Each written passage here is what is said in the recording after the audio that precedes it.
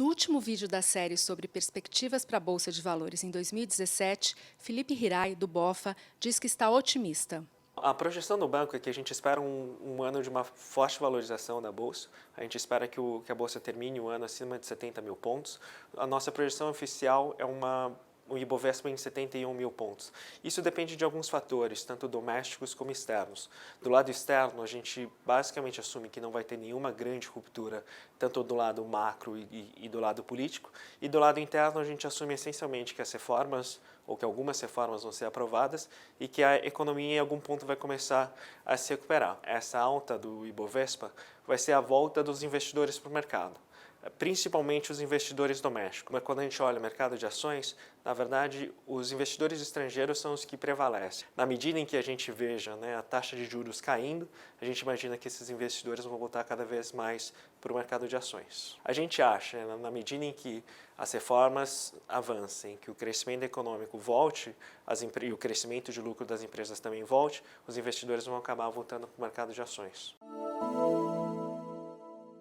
A gente prefere os setores que são mais cíclicos ou os setores que se beneficiam de uma queda da taxa de juros. Esses setores mais cíclicos, eles podem ser tanto cíclicos domésticos, como o setor financeiro, como o setor de consumo, ou como cíclicos globais, como os setores de commodities, as siderúrgicas mineradoras e petroquímicas. E do lado da parte de juros, a gente acha que isso também tem dois componentes principais. Primeiro seria a queda do juro real de longo prazo, que na medida em que essa taxa de juros cai, alguns setores que são tradeados, como o que a gente chama de bond proxies, como concessões, shopping centers, eles deveriam se beneficiar.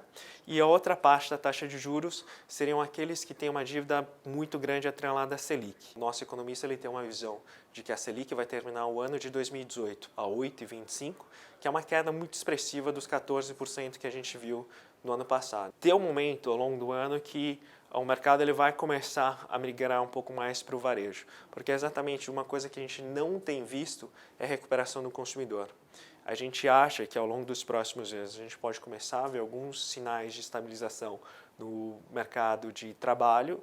Esses sinais, junto com uma recuperação econômica, deveriam fazer com que o consumidor ele volte a aumentar o seu consumo.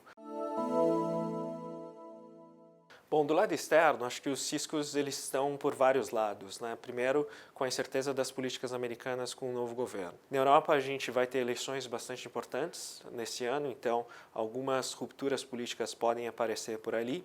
E por último, na China, que a gente continua preocupado com uma eventual desaceleração e um nível de endividamento, principalmente corporativo, muito alto. Quando a gente pensa nos riscos domésticos, a gente acha que os riscos eles basicamente são separados em dois grupos, os riscos políticos e os riscos econômicos.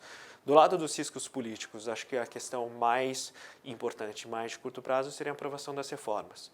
E do campo econômico, acho que a questão fundamental é que todo mundo aqui está esperando essa retomada da economia. Essa retomada ela está demorando mais do que a gente e todo mundo antecipava. Quando a gente conversa com os diferentes agentes, inclusive o governo, um dos motivos principais para a demora dessa retomada é um nível alto de alavancagem tanto do setor corporativo, do governo e do consumidor. O componente de incerteza ou de risco aqui é a velocidade e o momento dessa retomada.